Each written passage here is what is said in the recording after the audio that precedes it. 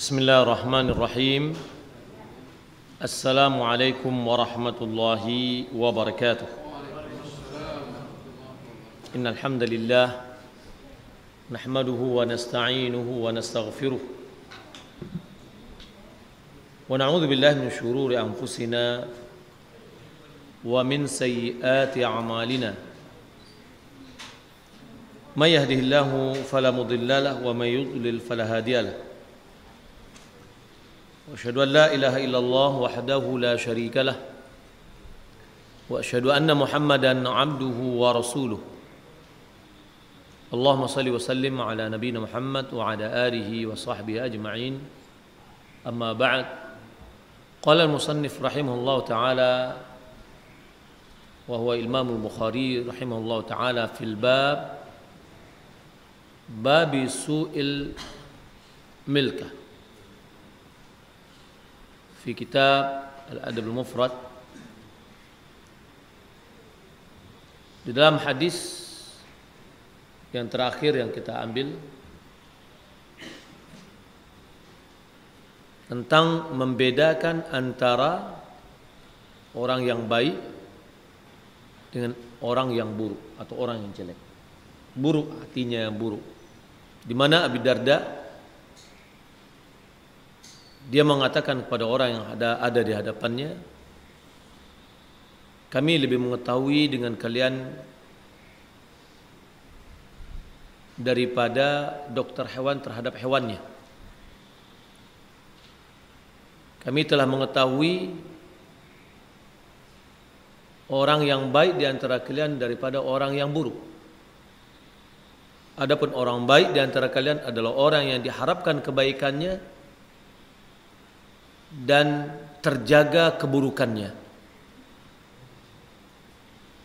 Adapun orang yang buruk di antara kalian adalah orang yang tidak diharapkan kebaikannya dan tidak terjamin keburukannya, dan dia tidak merdekakan budak yang telah merdeka. Asyahid, bukti hadis ini dicantumkan dalam bab berbuat buruk kepada pembantu atau budak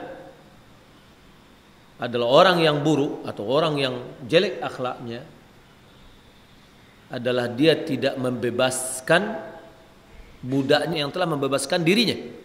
Dia sudah merdeka, tapi karena dia masih bekas budaknya, masih dia berlakukan seperti budaknya sendiri. Kita ambil hadis yang kedua. Ini hadis yang telah kita pelajari pada Selasa yang sebelumnya. Hadis yang 160. Haddatsana Isam bin Khalid qala haddatsana Huraiz bin Uthman an Ibn Hani an Abi Umamah sami'tuhu yaqul al-kanud alladhi yamna'u rifdahu wa yanzilu wahdahu wa yadribu 'abdahu. Dengan sanadnya kepada Abi Umamah kepada Ibnu Hani bahwasanya dia mendengar Abi Umamah berkata, Al-kanud itu adalah kafir bi ni'matillah, orang yang tidak bersyukur, orang yang mengingkari nikmat Allah, orang yang kufur nikmat. Siapa dia? Alladhi yamna'u rifdahu, adalah orang yang tidak mau memberi, tidak mau menjalin hubungan, tidak mau memberi yang lain, memberi karib kerabatnya. Wa yanzilu wahdahu, yang mana dia pergi atau turun sendirian. Dia berangkat sendiri, nggak mau diikuti oleh orang lain, tidak mau pergi bersama orang lain, dia sendirian aja. Yani munfaridan anin nas, dia mau sendirian saja, wala yaslu min nafsihi ahadan, hatta yusyariku fit ta'am wa ghairihi, termasuk juga dalam makanan, minuman. Kalau makan sendiri, minum sendiri, berangkat sendiri. Yani ya, tidak mau ikut sertakan. Ada orang yang kalau dia mau makan pengen makan dengan yang lain, pengen traktir orang. Tapi ada juga orang yang ikut pengen bersama orang, ya, yang suka mencari kasih orang, ya. Pokoknya kalau ada yang mau ya dia nebeng aja. Dia belajar hadis ya, katanya enggak boleh sendiri makan, makan, ya. Wa yadribu abdahu, dan dia memukul hambanya, budaknya. Yani orang yang suka memukul budaknya ini termasuk orang yang kufur nikmah. Nah, kalau begitu, ya, apalagi kalau seandainya memukul pembantunya, ya, memukul pembantu. Jelas pembantu itu bukan budak dia. Dia adalah orang hur, seorang pekerja ajir yang mendapatkan imbalan kerja. Kalau budak itu adalah miliknya, hartanya. Tidak boleh juga dipukul. Jadi dari hadis ini menunjukkan kepada kita bahwa salah satu manusia buruk atau manusia yang paling buruk adalah orang yang terkumpul pada dirinya sifat kikir, ya, tidak mau memberi. Di antaranya pengen sendirian terus, makan sendiri, ya, belanja sendiri. Kemudian akhlaknya yang buruk, yang suka memukul orang. Ini adalah orang yang tidak berakhlak baik. Bagaimana cara kita menghilangkan sifat kikir? Bagaimana cara kita menghilangkan sifat kikir? Perbanyak bersedekah. Ya, perbanyak sedekah. Nanti akan hilang sifat kikir kita. Sifat tomak kita dunia akan hilang. Tapi orang yang kikir ini, dia tomak dengan harta. Bagaimana hartanya ini tidak pernah kurang sedikit pun. Hadis berikutnya, haddatsana Hajjaj bin Minhal qala haddatsana Hammad bin Salamah an Ali bin Zaid an Sa'id bin Musayyib wa Hammad an Habib wa Humaid an Al-Hasan anna rajulan amara ghulaman lahu an yasnuwa ala ba'irin lah fanama al-ghulam faja'a bi syu'latin min narin fa'alqaha fi wajhihi fataradda al-ghulamu fi bi'rin falamma asbaha ata Umar bin Khattab radhiyallahu ta'ala an fara'a alladhi fi wajhihi fa'a'taqahu. Dengan sanadnya dari Hasan bahwasanya ada seorang majikan memerintahkan seorang budaknya ayasnu ala ba'irin lah, untuk menimba air sumur guna diberikan kepada ontanya. Jadi ngasih minum onta. Tapi taunya fanamal gulam, tertidur budak tadi. Disuruh kerja, nggak kerja, malah dia tidur. Faja'a bi syu'latin min nar. Lalu tuannya ini datang dengan membawa bara api. Fa'alqaha fi wajhihi.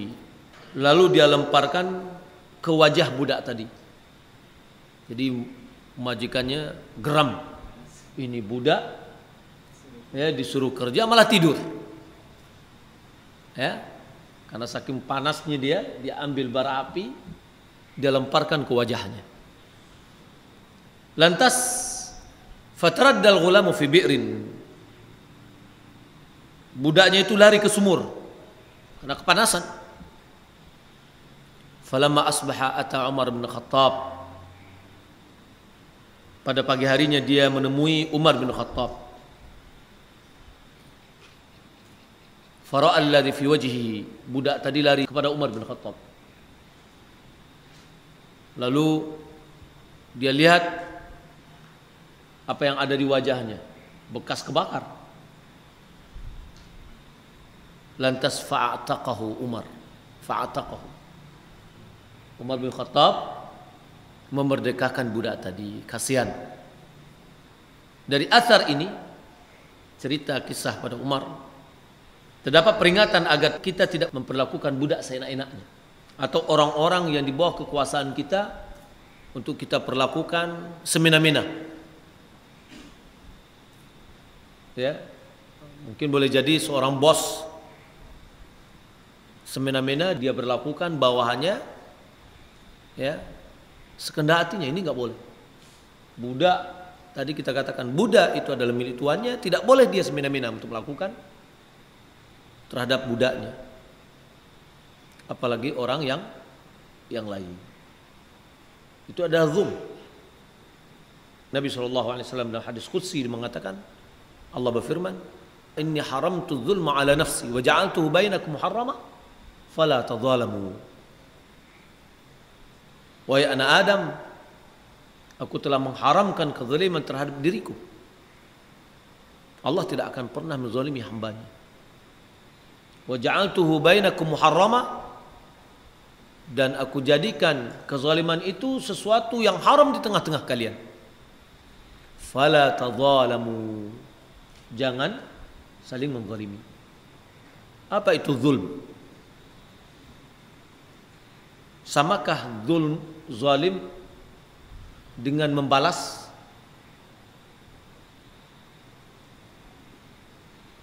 Allah Subhanahu wa taala firman, wa jazaa'u sayyi'atin sayyi'atun mithluha. Balasan yang buruk dengan buruk yang setimpal. Setimpal tapi. Wa jazaa'u sayyi'atin sayyi'atun mithluha. Kalau seandainya dilukai oleh orang misalkan 1 senti, ya udah dilukai 1 senti, berapa dalamnya sebesar dalam itu juga, kisos. Ya, mithluha. Kalau seandainya ditampar oleh orang, ditampar seukuran yang ditamparnya. Mungkin enggak? Kalau dicela oleh orang satu kata, dicela dia dengan kata yang setimpal. Kelanjutannya, wa jazaa'u sayyi'atin sayyi'atun mithluha faman 'afa wa aslaha fa ajruhu 'ala Allah. Siapa yang memaafkan dan berdamai, maka pahalanya Allah yang akan memberi. Mana yang lebih baik? Kita membalas dengan setimpal atau kita memaafkan dan berdamai? Lebih baik maaf dan damai. Apa yang kita dapatkan? Balasan pahala dari Allah. Kalau kita balas dengan kejahatan yang setimpal, dapat pahala enggak dari Allah? Tidak dapat. Boleh jadi kepuasan kita ada, tapi kita tidak mendapatkan pahala dari Allah. Ini satu. Yang kedua, pasti hubungan kita dengan orang itu akan retak. Berbeda ketika kita memaafkan, hubungan kita menjadi baik. Malah boleh jadi dia malu dengan kita. Yang ketiga, ditutup ayatnya, innallaha la yuhibbudz zalimin. Sesungguhnya Allah tidak mencintai orang yang melakukan kezaliman. Apa itu zalim?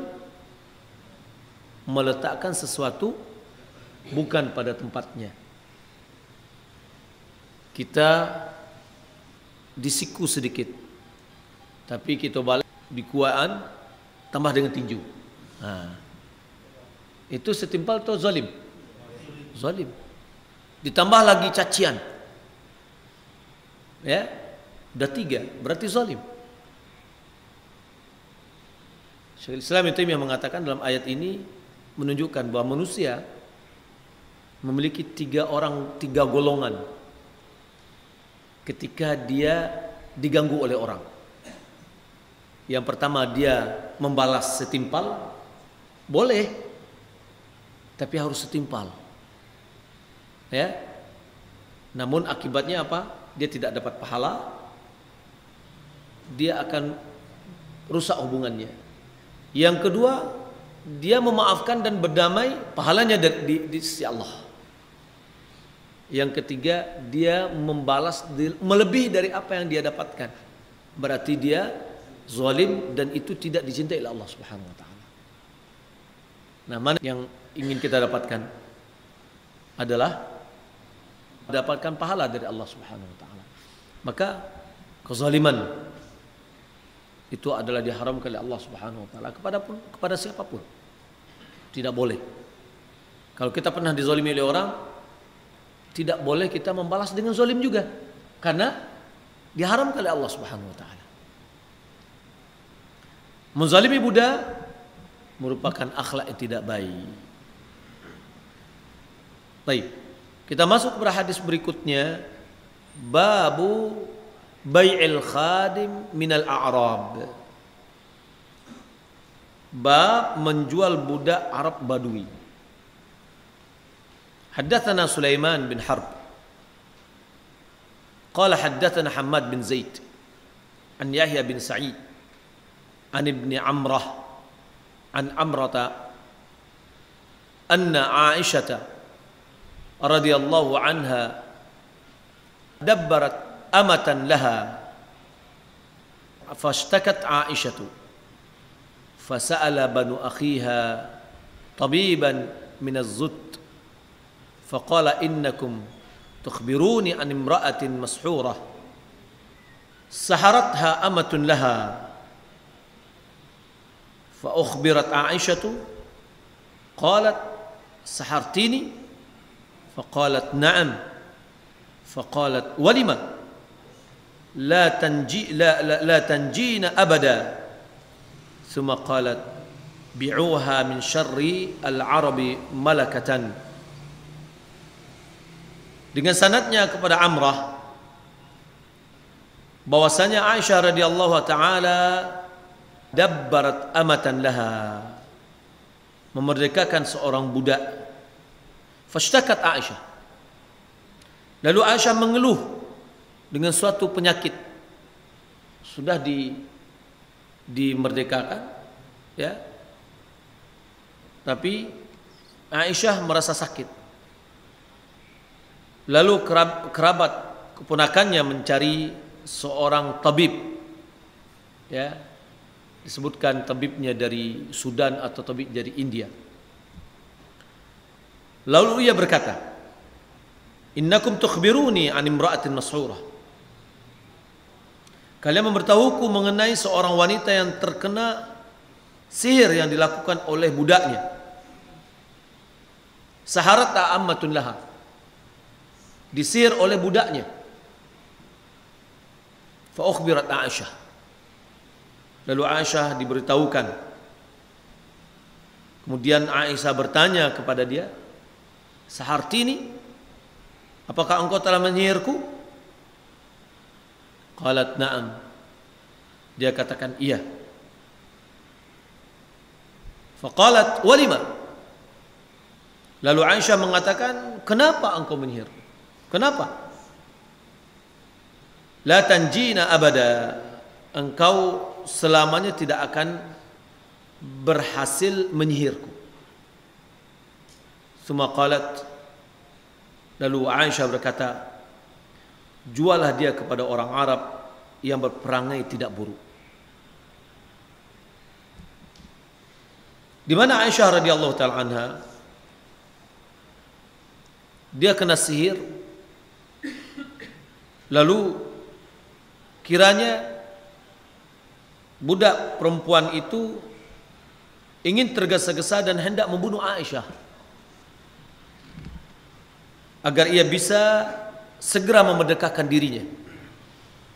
Karena tadi Aisyah sudah berusaha untuk melepasnya. yakni kalau Aisyah meninggal dunia dia merdeka gitu loh. Nah, budaknya ini pengen merdeka cepat dengan membunuh majikannya. Di dalam riwayat ini perbuatan baik kepada budak justru mendorongnya untuk berbuat jahat kepada majikannya. Majikannya pengen berbuat baik agar dia dimerdekakan. Ya, seperti ada suatu perjanjian kalau dia meninggal dunia dia segera dimerdekakan. Karena pengen untuk segera merdeka, dia sihir majikannya. Perbuatan tersebut tidaklah muncul melainkan dari seorang yang berjiwa keji. Itu Aisyah memerintahkan agar budak tersebut dijual kepada kabilah Arab Badui yang pada umumnya bersikap kasar kepada budak-budak mereka. Untuk apa? Sebagai pelajaran baginya. Kita sudah ngasih dia susu, dikasihnya kita tuba. Ya. Kalau kita lihat juga bahwasanya orang Arab pedalaman yang kasar, dia juga bersikap kepada budak-budaknya dengan sikap yang kasar. Bab berikutnya babul afwi anil khadim. Bab memaafkan pembantu. Haddatsana Hajjaj qala haddatsana Hammad ibn Salamah qala akhbarana Abu Ghalib an Abi Umamah qala aqbala Nabi sallallahu alaihi wasallam ma'ahu ghulamani fawahaba ahaduhuma li Ali salawatullah alaihi wa qala la tadribhu fa inni nuhitu an darbi ahli salah wa inni ra'aitu yusalli mundu aqbalana wa ata Abu Dzar ghulaman wa qala istawsi bihi ma'rufan fa'atiqhu faqala ma fa'al qala amartani an astawsiya bihi khairan fa'ataqtuhu. Dengan sanadnya dari Abi Umamah bahwasanya Nabi sallallahu alaihi wasallam datang bersama dua orang budak. Lantas fawahaba ahaduhuma li Aliyin. Nabi hadiahkan satu budak itu kepada Ali. Lalu Nabi memberikan pesan, janganlah engkau memukulnya. Fa inni nuhitu an darbi ahli shalah. Karena aku dilarang memukul orang ahli salat. Wa inni ra'aitu yusalli mundu aqbalna. Aku melihatnya melaksanakan salat semenjak kita datang. Wa ata Abu Dzarrin ghulaman, dan beliau memberikan yang lain kepada Abi Dzar sambil bersabda, istausi bihi ma'rufan, berlakukanlah ia dengan baik. Fa'ataqahu, Abu Dzar lalu memerdekakannya. Lalu Rasulullah SAW bertanya, apakah yang telah dilakukannya? Abi Dzar mengatakan, amartani an astausi bihi khairan fa'ataqtuhu. Jadi engkau telah memerintahkan kepadaku untuk berbuat baik kepada budak, maka aku memerdekakannya. Yakni bab memaafkan pembantu di sini sikap Abu Dzar. Bagaimana Abu Dzar? Abu Dzar dia dipesan oleh Nabi SAW untuk berbuat baik kepada pembantu atau budak. Lalu dia pahami dan dia terjemahkan sikap yang terbaik untuk berbuat baik kepada budak adalah memerdekakannya, sehingga dia tidak diikat lagi dalam ikatan perbudakan. kandungan hadis ini, yang pertama, dorongan berlaku lemah lembut kepada pembantu atau budak dan tidak berkeluh kesah atas apa yang ia kerjakan. Jadi kalau seandainya salah pun pekerjaannya, perlu kita sabar. Ya, jangan mentang kita majikan lalu kita bersikap kasar. Yang kedua, tidak perlu memberi pelajaran dengan pukulan kepada budak yang beradab kepada Allah dan senantiasa menunaikan hak-hak peribadatan kepada Allah, sholat. Nah, kalau begitu, kalau budak yang sudah sholat tidak boleh dipukul, bagaimana orang yang merdeka yang mengerjakan sholat? Ya. Kemudian yang ketiga, dalam hadis di atas terdapat isyarat agar memuliakan orang yang menegakkan sholat. Begitu pula dengan orang yang soleh dan bertakwa. Kemudian dalam hadis ini juga kita bisa memahami bahwa ketika kita dipesankan untuk berbuat baik, maka pilihlah yang terbaik bagi orang yang kita sikapi. Ya, boleh jadi tadi dia pahami berbuat baik dikurangi kerjanya, ya. Tapi di sini enggak, malah lebih dari itu. Dia merdekakan, sementara Nabi tidak pernah mengatakan merdekakan dia, tidak. Tapi Nabi mengisyaratkan, ya, berbuat baiklah kepadanya. Hadis yang berikutnya masih dalam bab memaafkan pembantu adalah haddatsana Abu Ma'mar qala haddatsana Abdul Warith qala haddatsana Abdul Aziz an Anas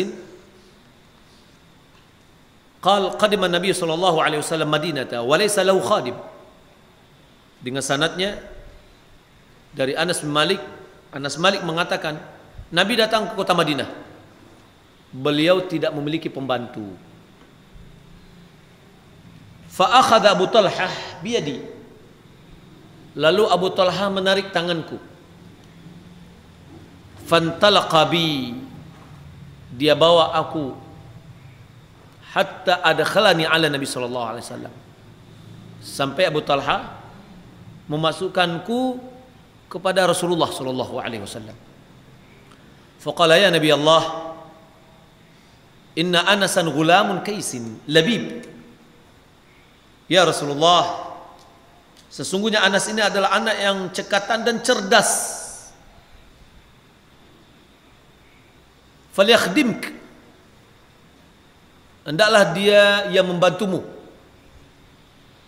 Qala fa khadamtuhu fis safri wal hadar.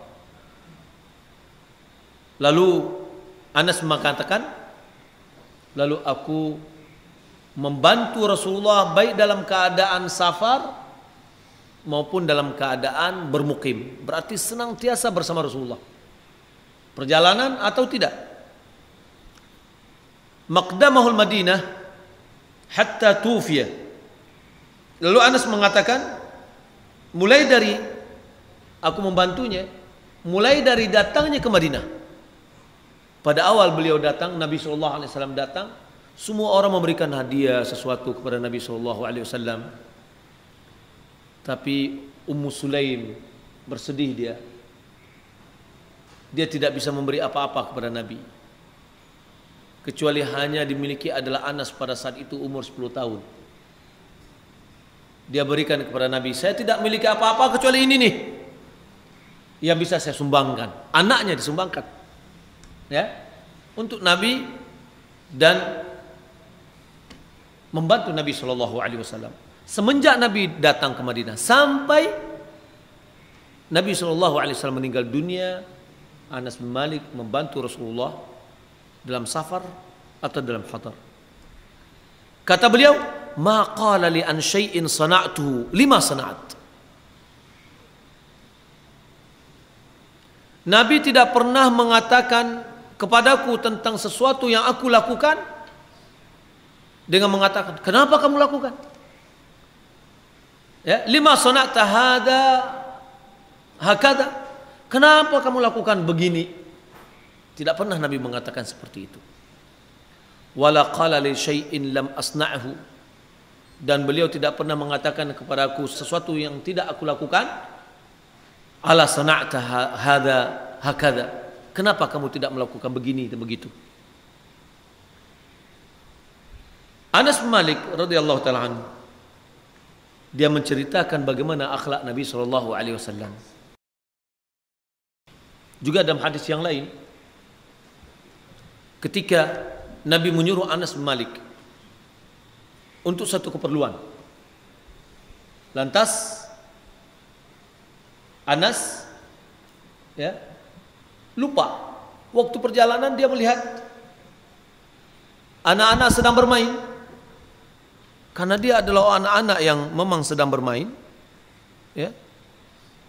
lalu dia juga ikut bermain bersama mereka,